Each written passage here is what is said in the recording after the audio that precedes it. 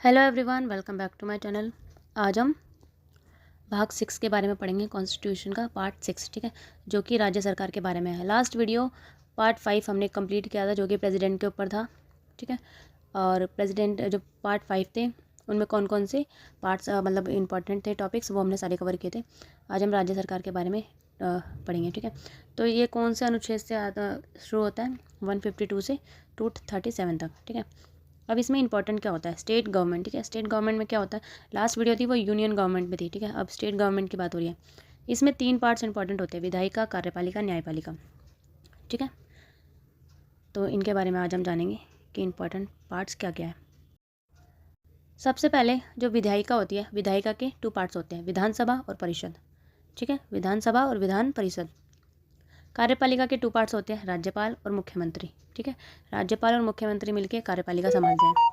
न्यायपालिका, न्यायपालिका में भी दो पार्ट्स होते हैं, उच्च न्यायालय और जिला न्यायालय। ठीक है, तो सबके दो पार्ट्स होते हैं। तो इनके बारे में आज हम डिटेल में जानेंगे।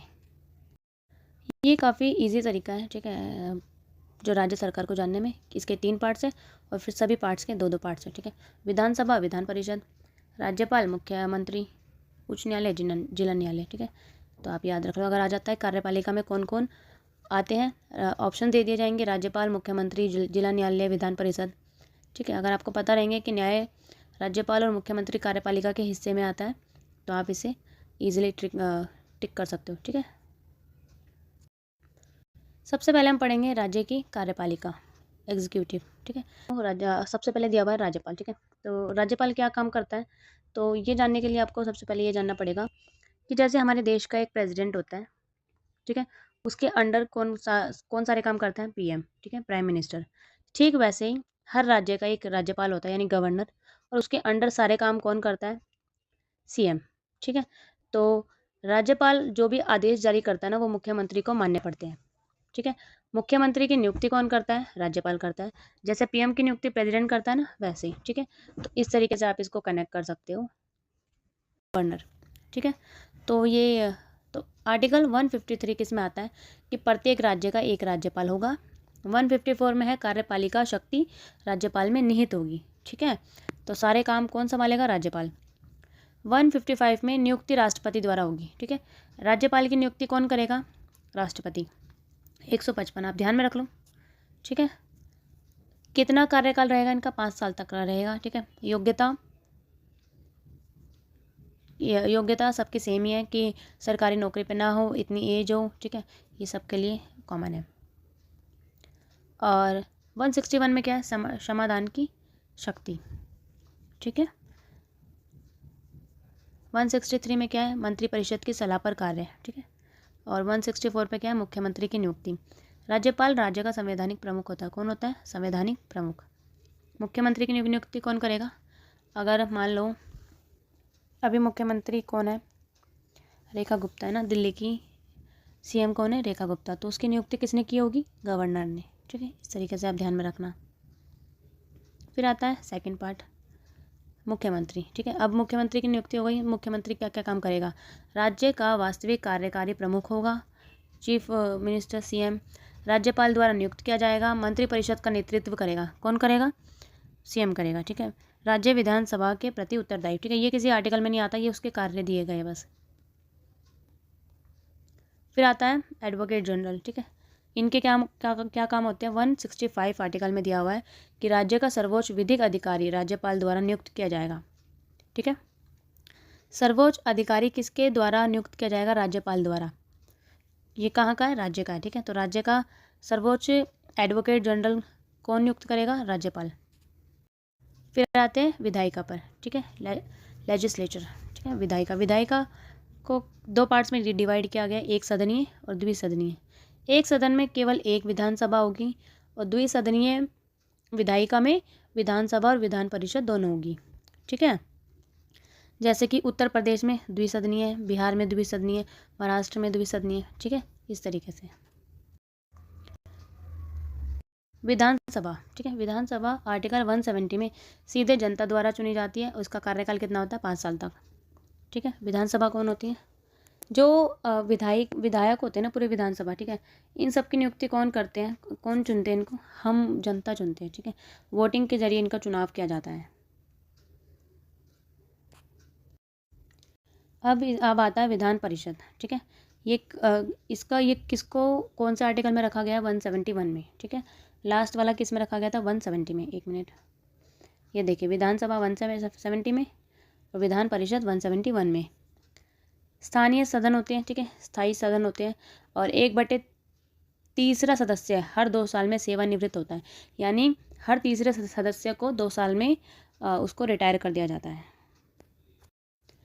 अब विधायिका से जुड़े हुए इंपॉर्टेंट आर्टिकल कौन कौन से हैं, 174, ठीक है, सत्र बुलाना, 175 राज्यपाल का संबोधन करना, और 200 राज्यपाल की स्वीकृति, ठीक है, इनको आप ध्यान में रख लो। सबसे इंपॉर्टेंट है 175, ठीक है। अब क्वेश्चन आता है कि अनुच्छेद 175 क्या कहता है, ठीक है, तो इसमें सबसे ज़्यादा इंपॉर्टेंट 2 पार्ट है। जो हमारा राज्यपाल है ना, वो 2 काम करता है, सदन को संबोधित करने का अधिकार उसके पास है, और दूसरा संदेश भेजना यानी आदेश जारी करना, ठीक है। राज्यपाल राज्य की विधानसभा या विधान परिषद को संबोधित कर सकता है, ठीक है, संबोधित करना यानी उसको इंट्रोड्यूस करवाना सभी से कि ये हमारी विधानसभा है, ये विधान परिषद है, ठीक है, ये अब ये कार्य करेगी इस तरीके से, जैसे कि एक प्रिंसिपल एक नए टीचर को इंट्रोड्यूस करवा रहा है सबसे, इस तरीके से, ठीक है। संदेश भेजने का अधिकार, भेजने का अधिकार भी किसको है, राज्यपाल को है। राज्यपाल किसी भी सदन को किसी विधेयक यानी बिल या किसी अन्य विषय पर संदेश भेज सकता है, ठीक है, संदेश भेजना यानी नोटिस देना, कोई सूचना देना, कोई इन्फॉर्मेशन देना, इस तरीके से। सदन को उस संदेश पर शीघ्र विचार करना होता है, ठीक है।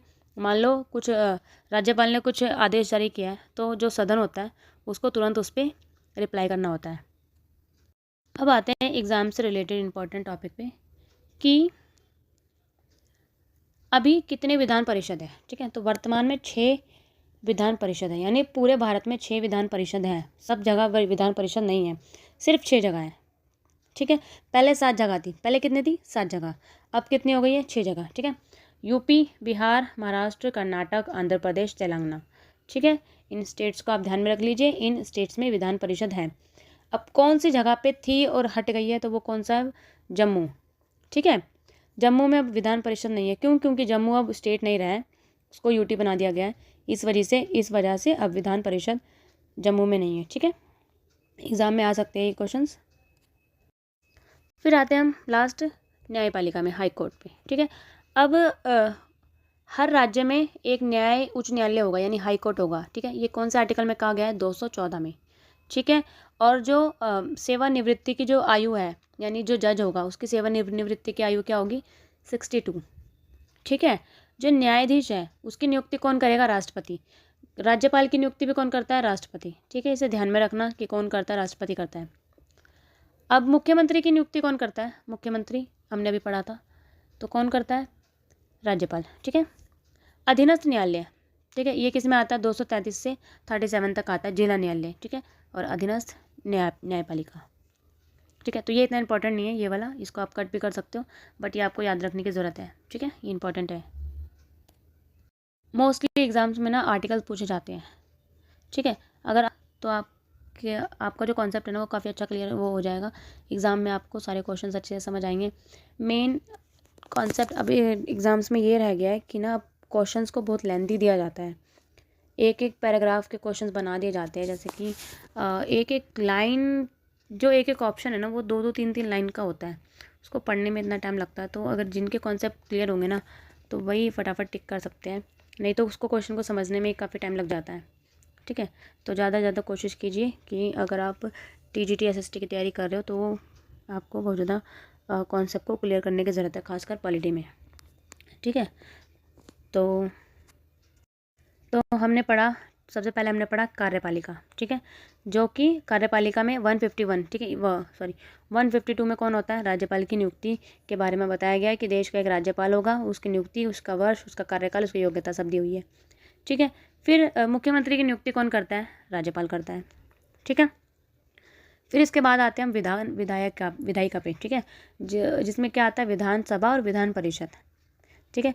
विधानसभा क्या काम करते हैं, जैसे कि राज्यपाल जो भी आदेश देगा ना वो विधानसभा को मानने पड़ेंगे, ठीक है। पूरे भारत में 6 विधान परिषद है, ठीक है, ये आप ध्यान में रखना। फिर आता है न्यायालय और उच्च न्यायालय, ठीक है। यानी कि ये जो 3 कड़ियाँ हैं ना, ये पूरे देश को चलाने के लिए है, ठीक है। देश को चलाएगा कौन, कार्य कौन करेगा, कार्यपालिका, ठीक है। अगर देश में विवाद होता है तो उसको कौन संभालेगा, न्यायपालिका।